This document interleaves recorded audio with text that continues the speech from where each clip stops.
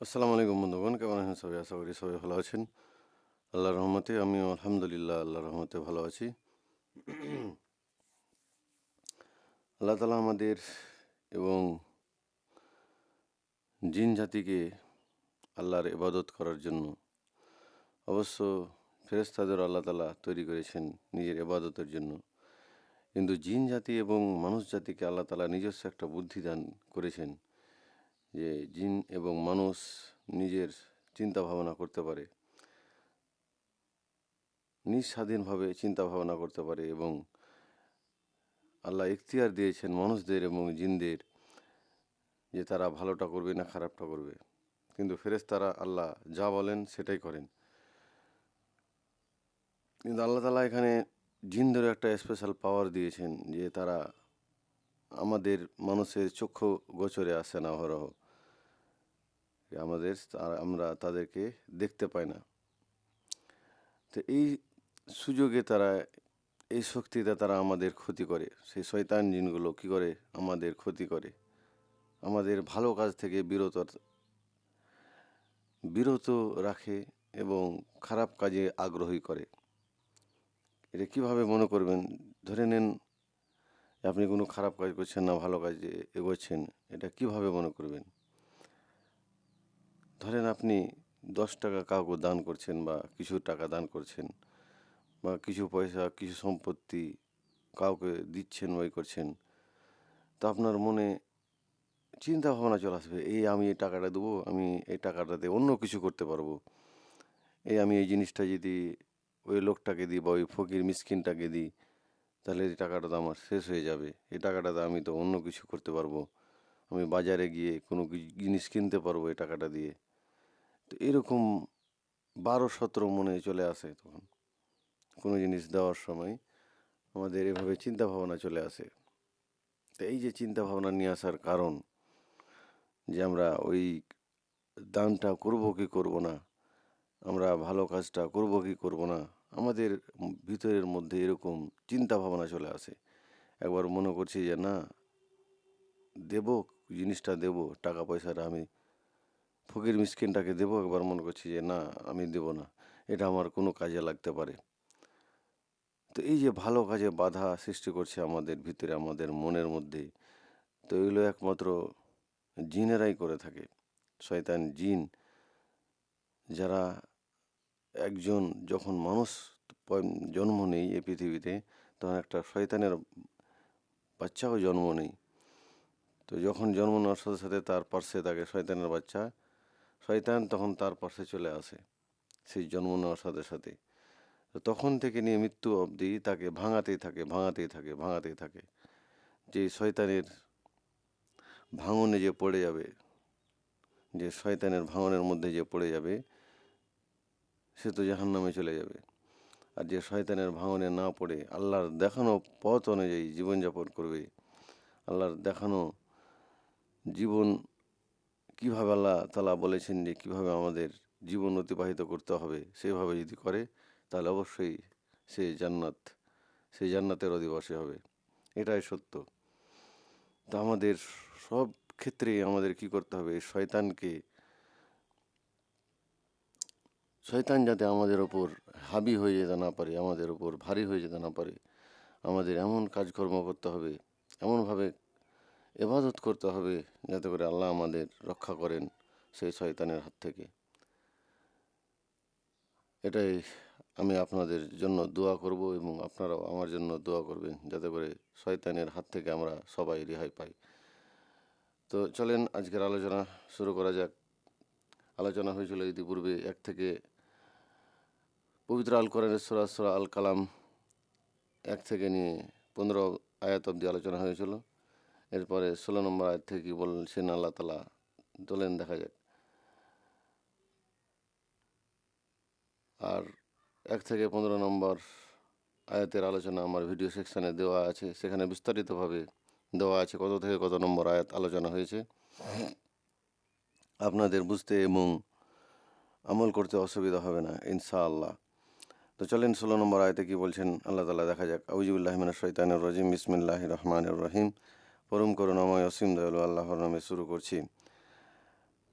সানা সানা সে মুহু আলাল খুরতুন সানা সে মুহু আলাল খুরতুন, অচিরে আমি তার গুড়ের উপর দাগ দিয়ে দেব, অর্থাৎ নাকের ওপর বিদ্রুপাত্মক অর্থে ব্যবহৃত হয়েছে।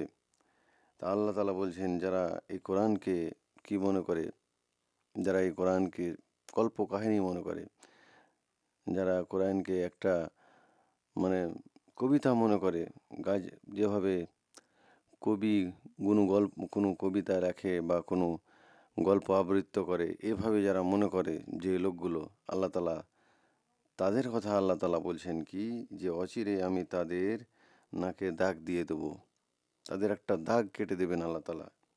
তাফসীর গুণিকে বলছেন যে কারণিকট এর সম্বন্ধ হলো দুনিয়ার সাথে। যেমন বলা হয় যে বদর যুদ্ধে কাফেরদের নাককে তালোয়ারের নিশানা বানানো হয়েছিল। তো বদর যুদ্ধে কাফেরদের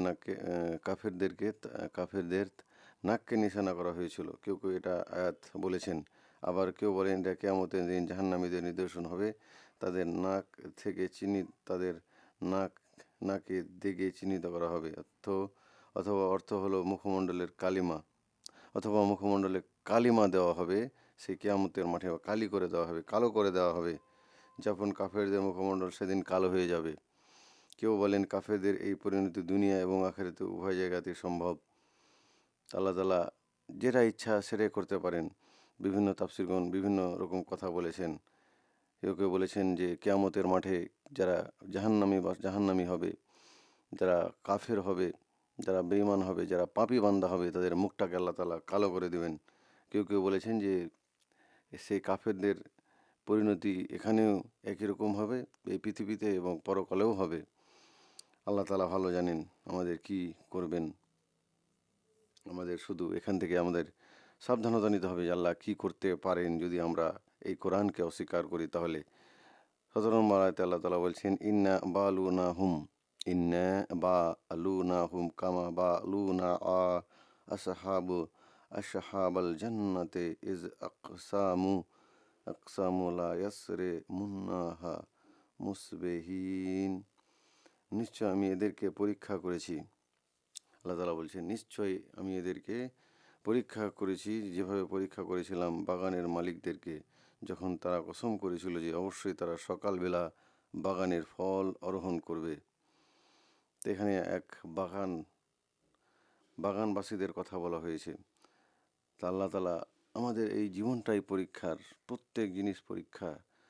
আমরা যে জীবন আল্লাহ তাআলা আমাদের ক্ষণস্থায়ী জীবন দিয়েছেন, সেটা একটা পরীক্ষার জন্য, একটা নিছক খেল তামাশা এই দুনিয়াটা। আল্লাহ তাআলা আমাদের এখানে পরীক্ষা নিচ্ছেন। যেভাবে পরীক্ষা করেছিলাম, আর কিভাবে আল্লাহ তাআলা পরীক্ষা করেছিলেন, যে দুজন বাগানের মালিকের কথা বলছেন এখানে আল্লাহ তাআলা। যখন তারা শপথ করলো, তারা কি করলো, শপথ করেছিল, ধরে নেন রাত্রিবেলা শপথ করেছিল যে তারা ভোরবেলা তুলে আনবে বাগানের ফল, বা সকালবেলা তারা ফল তুলে আনবে। এভাবে তারা কি করেছিল, রাত্রিবেলা কসম খেয়েছিল।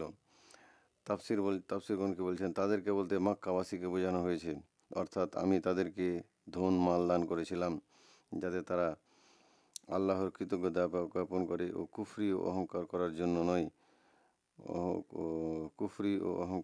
জন্য নয়, কিন্তু তারা কুফরি এবং অহংকারের পথ অবলম্বন করেছিল। ফলে আমি তাদেরকে দুর্ভিক্ষ ও অনাবৃষ্টি দিয়ে পরীক্ষা করি। নবী সাল্লাল্লাহু আলাইহি সাল্লামের অভিশাপের কারণে তাতে তারা কিছুদিন ভুগেছিল।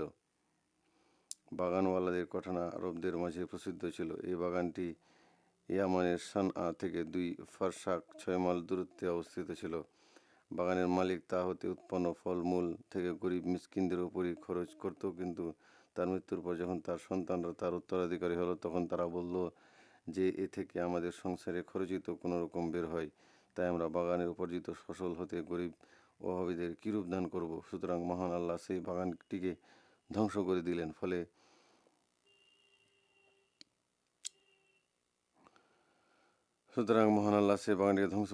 বলা হয় যে এই ঘটনা ঈসা আলাইসাল্লামকে আসমানে উঠিয়ে নেওয়ার কিছুদিন পর ঘটেছিল। বিস্তারিত আলোচনা তাফসীর গ্রন্থের বর্ণনা ভিত্তিতে উল্লেখ করা হয়েছে। তো এইভাবে কি করেছিল, ফসল কাটা শব্দটি হাল ক্রিয়া বিশেষণ, অর্থাৎ ভোর সকালেই ফল তুলে ফেলবে এবং ফসল আদি কেটে নেবে। তো এরকম আল্লাহ করেছিল যে তার পিতা ওখান থেকে সব কিছু গরিব দুঃখীদের দান কিন্তু কিন্তু তার যখন পিতা মারা গেল তখন তারা কি করলো, তার সন্তানেরা বলল যে আমাদের এখান থেকেই তো জুটে না, তো আমরা কিভাবে আমাদের ফসল, আমাদের বাগান থেকে, আমাদের ফলমূলে কিভাবে আমরা দান করব। তো এইভাবে তারা কি করলো, আল্লাহর নিয়ামতকে তারা অকৃতজ্ঞ হলো। নিয়ামত পেয়ে তারা কি হলো, অকৃতজ্ঞ হয়ে পড়লো। তার জন্য আল্লাহ তাআলা তাদেরকে কি করছেন দেখা যাক। তাদের পরীক্ষা করেছিলেন যে ওয়ালা ইয়াস্তাস নুন, 18 নম্বর আয়াতে আল্লাহ তাআলা বলছেন যে ওয়ালা ইয়াস্তাস নুন, আর তারা ইনশাআল্লাহ বলেনি, এবং তারা ইনশাআল্লাহ বলেনি। তো এখান থেকে আমরা বুঝতে পারছি যে যদি আমরা কোনো কিছু ভবিষ্যতে বা আগামীতে কোনো কিছু যদি করি বা কোনো কিছু করার যদি ইচ্ছা পোষণ করি, তাহলে অবশ্যই আমাদের ইনশাআল্লাহ বলতে হবে, যে আল্লাহকে রাজি রেখে আমাদের সেই কাজটা করব। আমরা যেই কাজটা আমরা ভবিষ্যতে করতে যাচ্ছি বা করব মনে করছি বা কোনো কিছু নিয়ত করে আছি, তো অবশ্যই আমরা সেই কাজটার আগে ইনশাআল্লাহ বলবো। এটা আল্লাহ তাআলার বিধান, এটা আল্লাহ তাআলার কানুন। যদি আপনি সেটা না বলেন তাহলে আপনার আল্লাহ না করে আপনার সেই কাজটা সাকসেসফুল হবে না।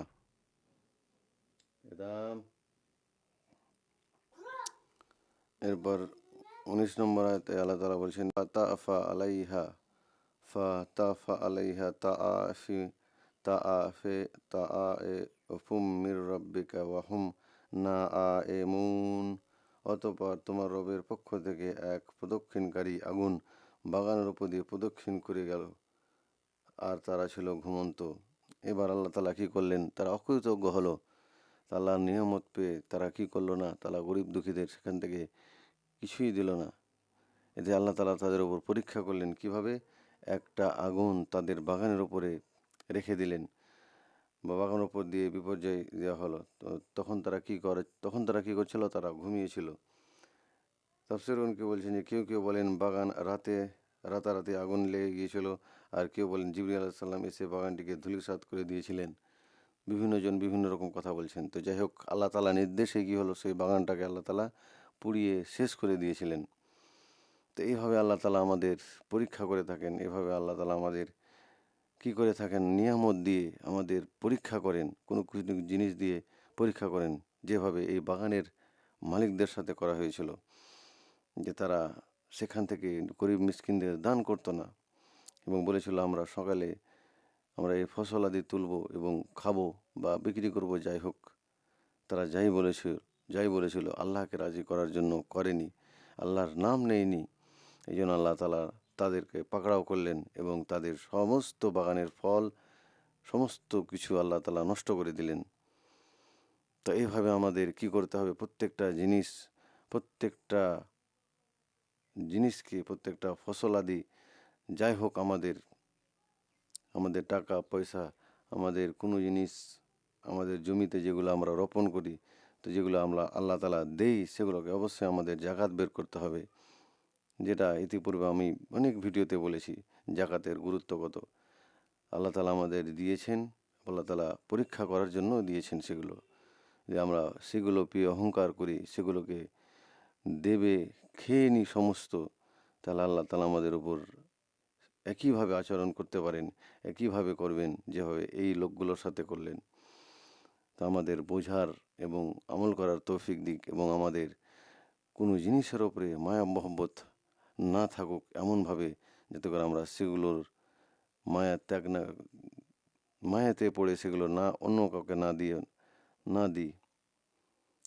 আমাদের এমনভাবে কাজ করতে হবে, এমনভাবে জিনিসগুলোকে ব্যবহার করতে হবে, যাতে করে আমরা বলি হ্যাঁ এগুলো তো আল্লাহ আমাদের দিয়েছেন, আল্লাহ আবার নিতে পারেন। তো এইভাবে আমাদের কোনো জিনিসের ওপরে মায়া মহব্বত করতে হবে এবং সেগুলো জাকাত বের করতে হবে। তো যাই হোক, ভিডিওটা বেশি বাড়াচ্ছি না। ভিডিওটা ভালো লাগলে অবশ্যই বন্ধুদের সাথে শেয়ার করবে, এবং ফেসবুকে দেখলে চ্যানেলটাকে ফলো করবেন, এবং ইউটিউবে দেখলে চ্যানেলটাকে সাবস্ক্রাইব করে নেবেন এবং ঘন্টাটা দেবে রাখবেন, এরকম আরও কোরআনের আলোচনা সবার আগে পাওয়ার জন্য। আসসালামু আলাইকুম। ভালো থাকেন সবাই, সুস্থ থাকেন সবাই।